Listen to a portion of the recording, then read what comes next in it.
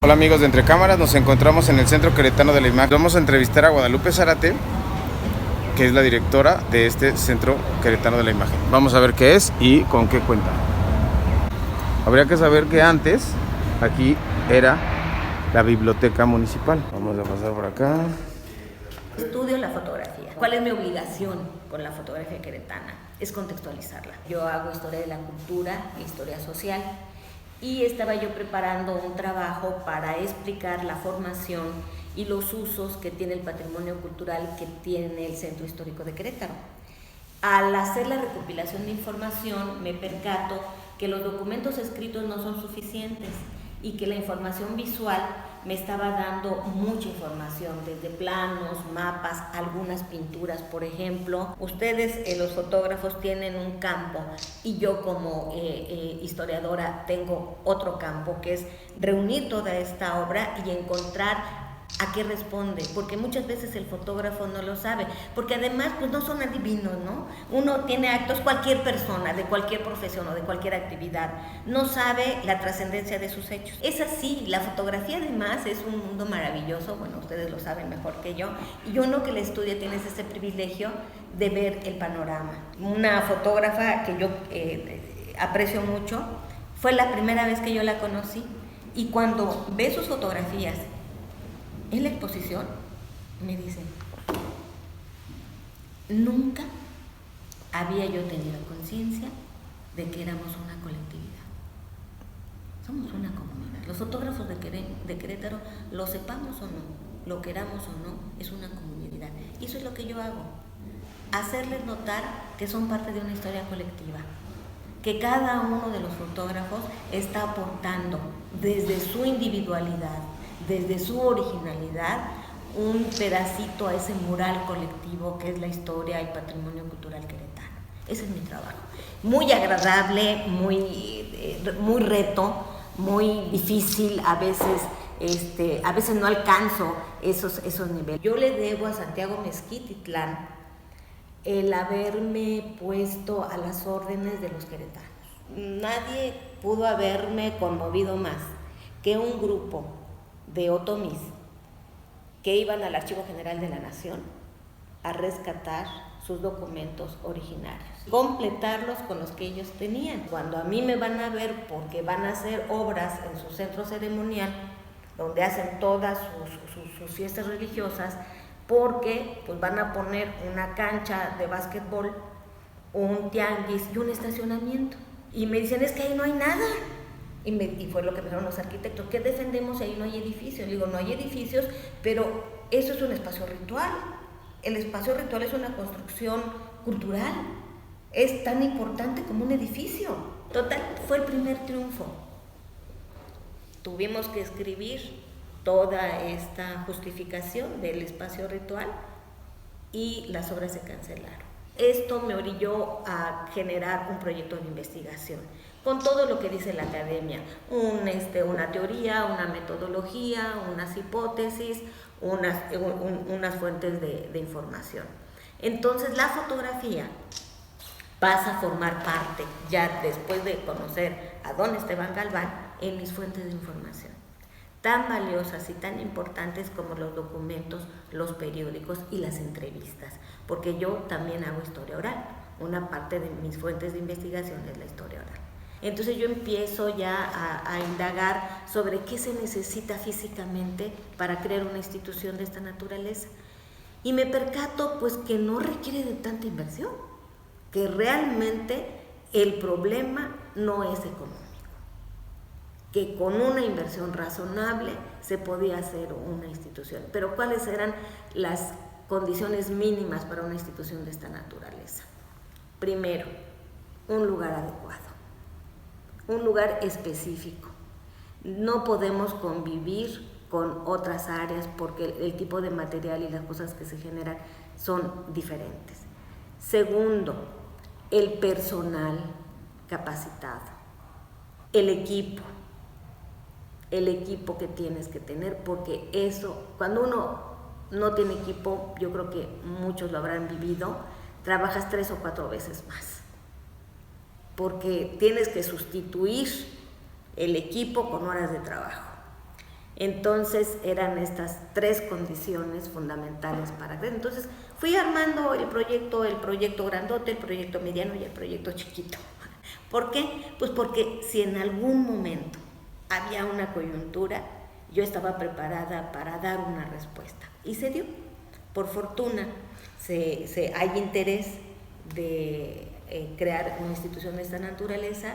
Tenemos unos tiempos muy cortos para hacerlos, pero por fortuna yo ya había conocido esta casa desde que era biblioteca.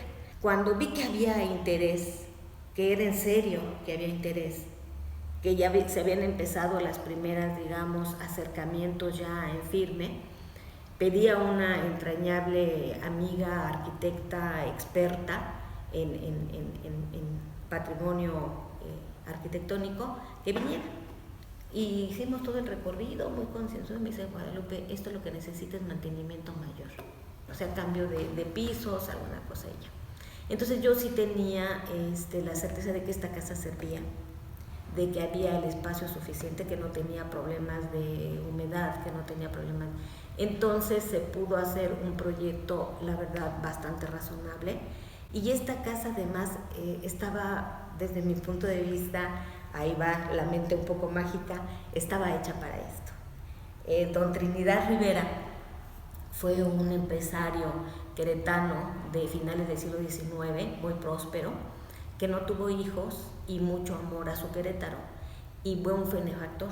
Él hace esta casa para escuela. Esto ha sido sobre todo dedicada a la educación. Y se construyó un área de servicio que está en el patio, que no alteró para nada la construcción original, porque en esto fuimos muy respetuosos por convencimiento y por conveniencia. Las dos cosas se ajustaron.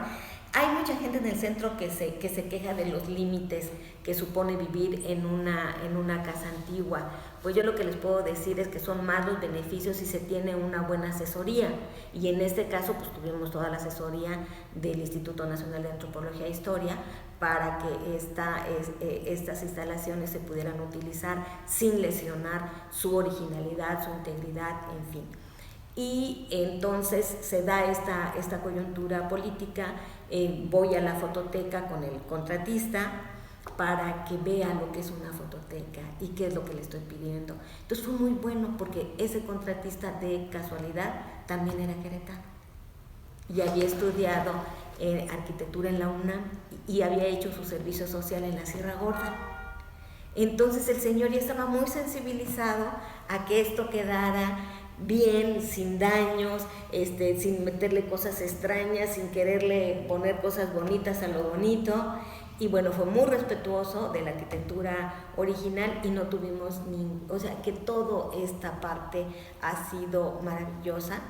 Tuve el privilegio de poder seleccionar a mis compañeros de trabajo. Podemos decir que hubo una buena combinación. Ellos se han formado al modo de esta institución y la institución ha respondido a las capacidades de estos compañeros. Es una cosa así, pues que entramos un poco a la magia, porque primero Analí Núñez, la conozco, ya me habían hablado de ella, egresada de Bellas Artes, aquí de Querétaro de la UAC, que estaba trabajando fotografía. Dije, ay, qué bueno, mira, porque es muy difícil y muy poca gente de restauración y conservación está especializada en fotografía. Y da la casualidad que cuando yo estoy buscando a alguien con esas características, pues conozco a Analí y justamente nos conocimos en un curso de especialidad que daba un portugués.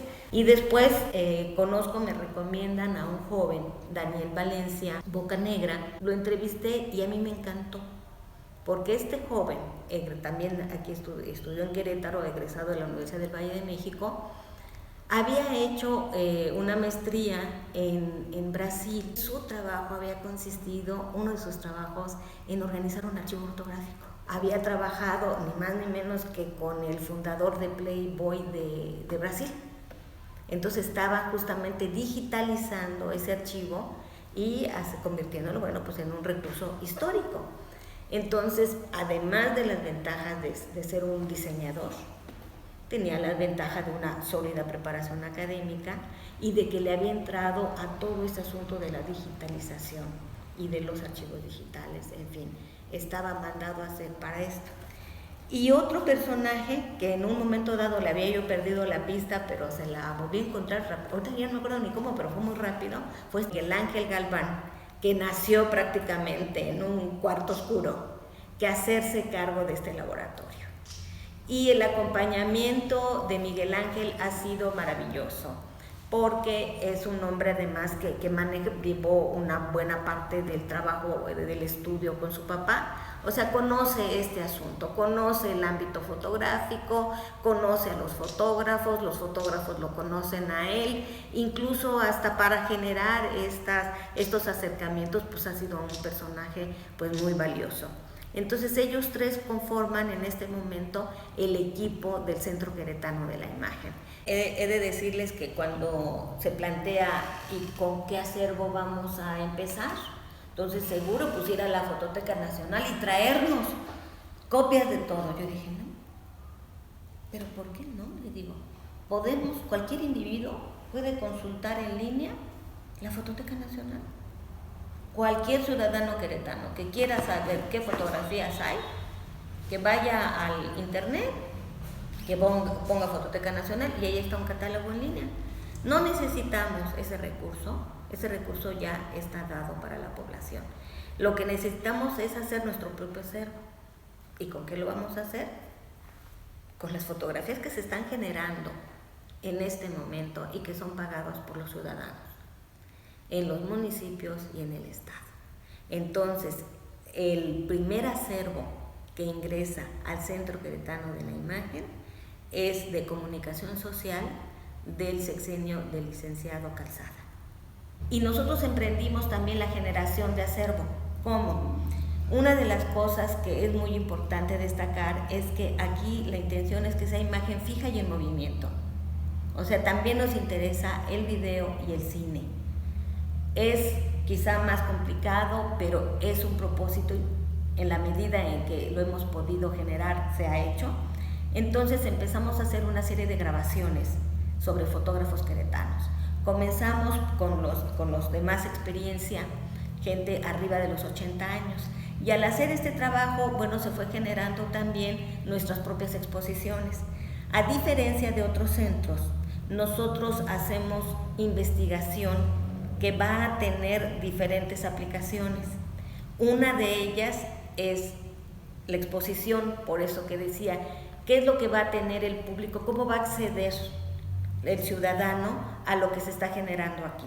El medio más expedito son las exposiciones, porque tenemos esta que es nuestra vertiente, la que nosotros planeamos y decimos, vamos a exponer a Manuel de la Llanta, vamos a exponer a Esteban Galván, vamos a exponer decano de la fotografía en Querétaro, en fin, vamos a armar estas exposiciones desde nuestras investigaciones, entonces ahí van a estar. Cuando tenemos oportunidad, se publican folletos, se publican catálogos, queda algo ya publicado. La foto más antigua que se tomó aquí, que tenemos bajo resguardo de Patrimonio Nacional, es de 1850. El Centro Queretano de la Imagen, por fortuna, desde hace ya meses, tiene completito su programa de trabajo.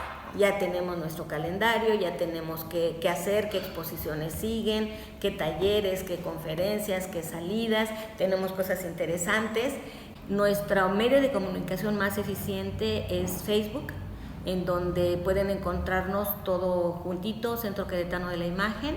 Ahí publicamos cotidianamente nuestros cursos, conferencias, exposiciones, funciones de cine. También tenemos funciones de cine francés y la verdad es muy, muy concurrido. Hay algunas cosas en las que tienen que anotarse con anticipación porque nuestro espacio no es muy grande. Pues solamente que asistan a nuestras exposiciones, a nuestras conferencias, talleres, que se involucren, que exijan, que pregunten. Tenemos esta red social que la verdad es muy eficiente. Yo sé que para algunas personas no hay el hábito, pero nos ha resultado muy conveniente mantener un diálogo a través del espacio de Facebook. Y si no, bueno, pues está el teléfono, están nuestras instalaciones y siempre estaremos abiertos a escuchar propuestas, sugerencias, participaciones, etc.